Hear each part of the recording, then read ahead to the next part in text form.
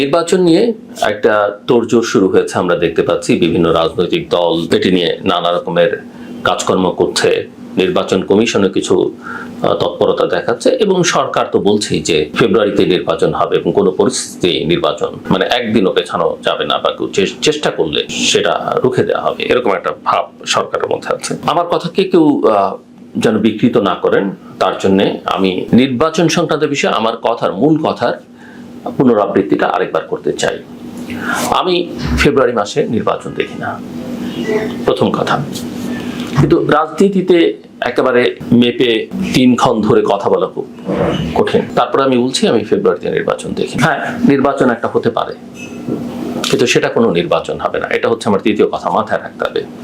এটা 2014, 18, 24-এর ধারাবাহিকতার একটা নির্বাচন হবে, একপক্ষীয় নির্বাচন, একটা ফার্স্ট ইলেকশন, অনেক সংঘাতময় নির্বাচন হবে। এই সংঘাত টঙ্ঘাত আমি যখন বলি তখন অনেকে আমাকে আবার বকাঝকা করেন, ট্রল করেন। কিন্তু সরকারের উপদেষ্টারা বা কর্তা ব্যক্তিরা যদি বলেন যে আগামী কয়েক মাস এর মধ্যে দেশ সংঘাতময় হয়ে উঠবে, তখন কারো খুব একটা খারাপ লাগে না তাতে। যাই হোক, এবং তৃতীয় কথা হচ্ছে এই নির্বাচনটিতে মূলত আমি এই কথা বহুবার বলেছি যে নির্বাচনটা অনেক আগে হয়ে যাওয়া উচিত ছিল। নির্বাচনটা ডিসেম্বরের মধ্যে হওয়াটাই বাঞ্ছনীয় ছিল। এবং আমি এটা বলেছি যখন আমি বিএনপিকে নিয়ে কথা বলেছি যে নির্বাচন যত পেছোতে থাকবে, নির্বাচনটা বিএনপির ধীরে ধীরে হাতছাড়া হয়ে যেতে থাকবে, অর্থাৎ ফলাফলটা হাতছাড়া হয়ে যেতে থাকবে। They will lose their ground, এবং সেটা এখন অনেকখানি হচ্ছে। এবং সব মিলে এটা আমি বলেছি যে পরিস্থিতিটা আর বিএনপি নিয়ন্ত্রণে থাকবে না। আওয়ামী লীগ যেহেতু সিনে নেই, আওয়ামী লীগ নিয়ে আমি সেই আলোচনাটা করছি না, কিন্তু দুটো দল যেহেতু প্রধান, আওয়ামী লীগ এবং বিএনপি বা বিএনপি এবং আওয়ামী লীগ, সেই বিবেচনায় বিএনপির এটা নিয়ন্ত্রণের বাইরে চলে যাবে। এবং বিএনপিকে এমনভাবে এক ঘরে করে ফেলার চেষ্টা চলবে যাতে করে শেষ পর্যন্ত ফলাফলটা, আপনি সেটা নিয়ে কারচুপির অভিযোগ করতে পারেন, আপনি সেটাকে ইঞ্জিনিয়ার্ড ইলেকশন বলতে পারবেন, ম্যানিপুলেটেড ইলেকশন বলতে পারবেন, আপনি অনেক কিছুই বলতে পারবেন, কিন্তু ফলাফলটা যেটা শেষ পর্যন্ত প্রকাশিত হবে সেটা বিএনপির অনুকূলে নাও থাকতে পারে। কথাটা, আমার মূল কথা হচ্ছে এটা। আমি বলছি না এবং সেই ইলেকশন খুব একটা অ্যাকসেপ্টেবল ইলেকশন হবে না, এবং সেই ইলেকশন আসলে বাংলাদেশের রাজনৈতিক স্থিতিশীলতা দেবে না এবং অর্থনৈতিক সামাজিক স্থিতিশীলতা দেবে না। আর যদি কোনোভাবে নাটকীয় কারণে বিএনপি জিতে হয়ে যায়, সেটাও অনেকে কারণে, এই কথাটা বলে রাখা ভালো, সেটাও তার জন্য খুব একটা ভালো কিছু হবে বলে মনে হয় না। যে পরিস্থিতিকে সামাল দিতে হবে, এগুলো করিডোরের আলোচনা থাকে, আমারও মোটা দাগে কথাবার্তা, মানে আমার প্রেডিকশনও মোটামুটি এরকমই। এখন মূল কথায় আসি, নির্বাচনটা কি হবে? আমরা দেখছি ইলেকশন কমিশন খুবই তৎপর কথাবার্তায়, কিন্তু প্রধান ইলেকশন কমিশনার কিন্তু এটাও বলছেন যখন তাকে প্রশ্ন করা হয় যে আওয়ামী লীগ অংশ না নিলে নির্বাচন নিয়ে তো প্রশ্ন উঠবেই। তবে তার বক্তব্য হচ্ছে যে ভোটাররা ভোট কেন্দ্রে আসছে, তাদের তো সমর্থক গোষ্ঠী আছে, তারা যদি ভোট কেন্দ্রে আসে সেটা একটা পার্টিসিপেটরি ইলেকশন হবে। পার্টিসিপেটরি ইলেকশন, অংশগ্রহণমূলক ইলেকশন আর অন্তর্ভুক্তিমূলক ইলেকশন, ইনক্লুসিভ ইলেকশনের মধ্যে একটা বড় পার্থক্য আছে। ইনক্লুসিভ ইলেকশন হচ্ছে আপনি সবাইকে নিয়ে নির্বাচন করবেন, আর পার্টিসিপেটরি হচ্ছে সবাই পার্টিসিপেট করছে, আসছে যাচ্ছে, যার ইচ্ছে হলো না সে গেল না, এরকম একটা ভাব, এবং সেটা ভোটার পার্টিসিপেশন অর্থাৎ বোঝায়। এই একই কথা কিন্তু আমরা 24-এ শুনেছি, 14-তে শুনেছি, ইলেকশন কমিশনের কাছ থেকে শুনেছি, সরকারের কাছ থেকে শুনেছি যে ভোটাররা আসলেই তো হলো। এমনকি কোনো আন্তর্জাতিক শক্তির কাছ থেকে শোনা গেছে ভোটার পার্টিসিপেশনটাই হচ্ছে মুখ্য, দল মুখ্য নয়। কিন্তু আন্তর্জাতিক নির্বাচনী মানদণ্ডে রাজনৈতিক দলের অংশগ্রহণটা অত্যন্ত গুরুত্বপূর্ণ। নির্বাচনটাকে প্রতিযোগিতাপূর্ণ, প্রতিদ্বন্দ্বিতামূলক নির্বাচন হতে হবে। আপনারা লক্ষ্য করলে দেখবেন যে বিএনপি এখানে একটা কৌশলী অবস্থান নিয়েছে। তারা আইনি প্রক্রিয়ার মধ্য দিয়ে কোনো দল নিষিদ্ধ হলে তাতে তাদের কোনো আপত্তি নেই, কিন্তু তারা এক্সিকিউটিভ অর্ডারে দল নিষিদ্ধের বিপক্ষে। আওয়ামী লীগ এক পেশে ইলেকশন করেছে কয়েকটা, 14, 18তে বিএনপি এবং অন্যান্য দল অংশ নিয়েছিল, কিন্তু যদিও সেটা এক পেশি, কারণ দিনের ভোটটা রাতে হয়ে গিয়েছিল 24-এ। কিন্তু লক্ষ্য করলে দেখবেন যে সেই নির্বাচনগুলোতে আইনি প্রক্রিয়ায় বা এক্সিকিউটিভ অর্ডারে কোনো রাজনৈতিক দলকে নির্বাচন করতে বাধা দেওয়া হয়। কেউ নিষিদ্ধ ছিল না, কারো কার্যক্রম নিষিদ্ধ ছিল না, নির্বাচন করতে চাইলে তারা করতে পারতেন। 14-তে 24-এ বিএনপি সহ অনেক রাজনৈতিক দল নির্বাচন বর্জন করেছে। ইয়েস, জামায়াতে ইসলামী নিবন্ধন বাতিল ছিল, বিষয়টা আদালতে চলেছিল। জামাত অফিসিয়ালি 18 নির্বাচনে নির্বাচন করতে পারেনি, যদিও জামাত এবং বিএনপির মধ্যে তখন দূরত্ব ছিল এবং বিএনপি তখন যে জোট গঠন করেছিল জাতীয় ঐক্য ফ্রন্ট, সেখানেও বিএনপির একটা কমিটমেন্ট ছিল ডক্টর কামাল হোসেন এবং অন্যান্যদের কাছে যে জামাতকে সঙ্গে নিয়ে তারা কিছু করবে না।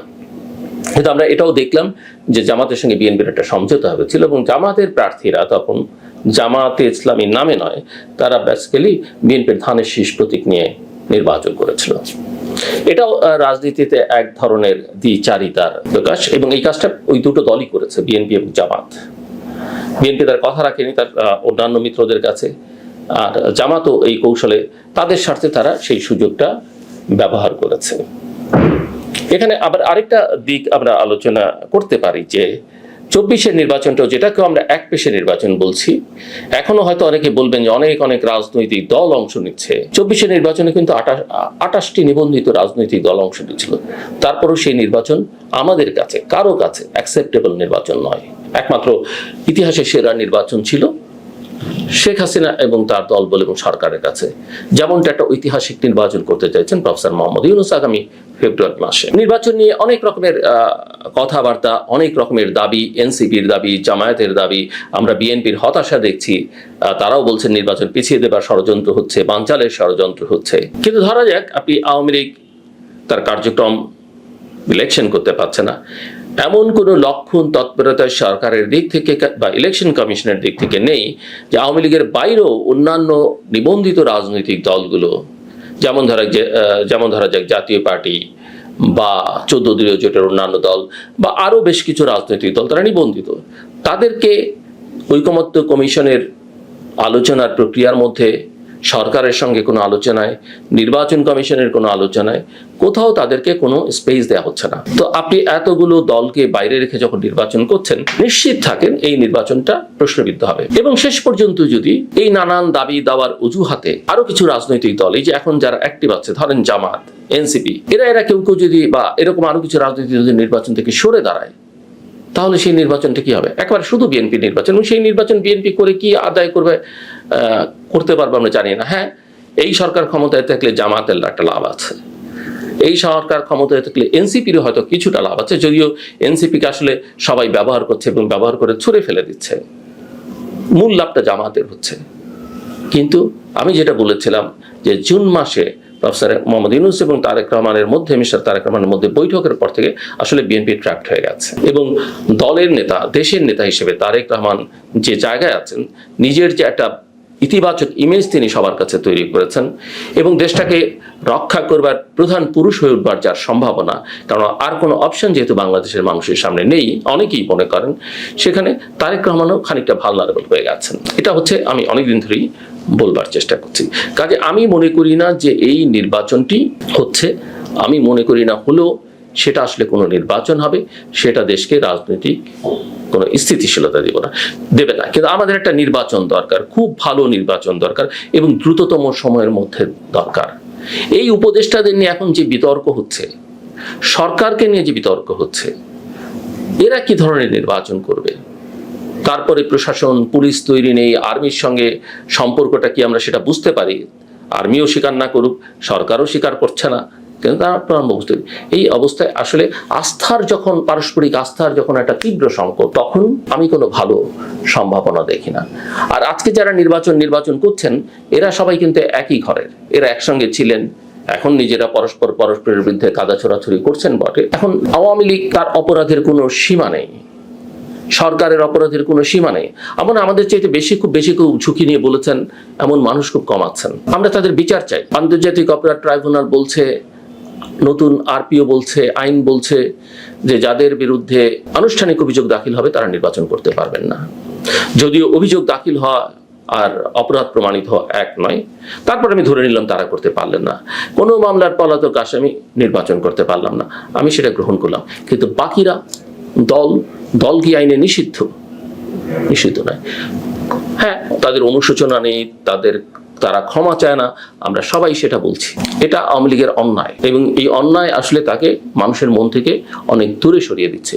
কিন্তু আপনি যখন ক্ষমার প্রশ্ন বলবেন, বা এই যে নিষিদ্ধকরণের ইস্যু বলবেন, বিচারের প্রশ্ন বলবেন, তাহলে আইন তো সবার জন্য সমান। আপনি তো এক চোখের দৃষ্টিতে কোনো কিছু দেখতে পারেন না। আপনি তো জামায়াত ইসলামীর আমির শফিকুর রহমান নিউ ইয়র্কে যেটা বলেছেন, যে জাতি শুধু চিংড়ি মাছের মতো লাফালে হবে না, চিংড়ি মাছের মতো লাফিয়ে খালি পেছন নিয়ে থাকলে হবে না, তাহলে ভবিষ্যতে এগোনো যাবে না। এটা যদি ওনাদের বেলায় ইঙ্গিত করে থাকেন যে ওনাদের নিয়ে আলোচনা করা যাবে না, ৭১ কি হয়েছে, তাহলে ২৪ তো পেছন।